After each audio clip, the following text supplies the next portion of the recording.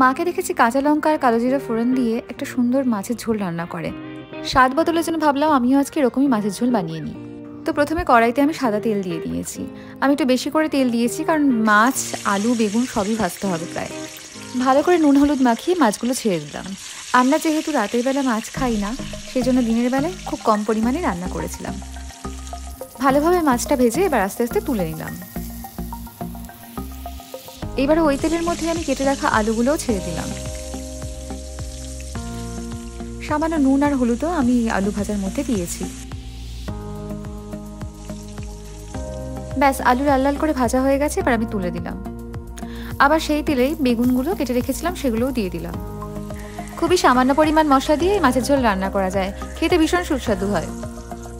বেগুনগুলো মোটামুটি ভাজা হয়ে গেছে, এবার বেগুনগুলোও তুলে রেখে দিলাম। এইবারে এই তেলের মধ্যে দুটো কাঁচা লঙ্কা ও কালো জিরে ফোড়ন দিলাম। এরপর কেটে রাখা পেঁয়াজগুলো আস্তে আস্তে দিয়ে দিলাম এর মধ্যে। কেটে রাখা পেঁয়াজ সেদ্ধ হওয়ার জন্য সামান্য নুনও দিয়েছি।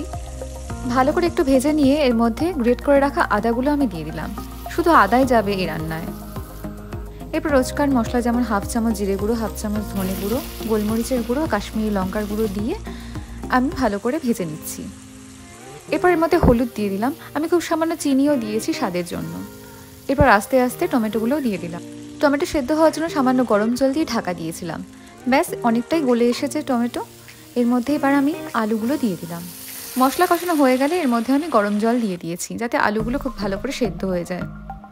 কিছুক্ষণ ঢাকা দিয়ে রেখেছিলাম এবং ঢাকা খুলে দেখি যে মোটামুটি আলু সেদ্ধ হয়ে এসেছে।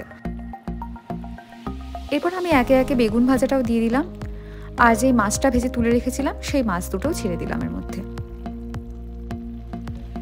এপিট ওপিট করে ভালো করে মাছগুলো নাড়িয়ে নিচ্ছি।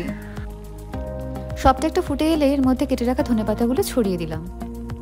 এই সবটা আমি কয়েক সেকেন্ডের জন্য ঢাকা দিয়ে রেখেছিলাম। তারপর ঢাকনা খুলে দেখি মাছ মোটামুটি রেডি হয়েছে। ধনেপাতা এবং মাছের খুব সুন্দর একটা গন্ধও বেরিয়েছে। ব্যাস, তৈরি হয়ে গেল একটু অন্য পদ্ধতিতে মাছের ঝোল। খুব গরম পড়লে মাকে দেখেছি এইভাবে মাছের ঝোল বানিয়ে নিতে। খেতেও খুব সুস্বাদু আর শরীরের পক্ষেও খুব ভালো। এই দিয়ে সেরেছিলাম আমাদের দুপুরের খাওয়া দাওয়া।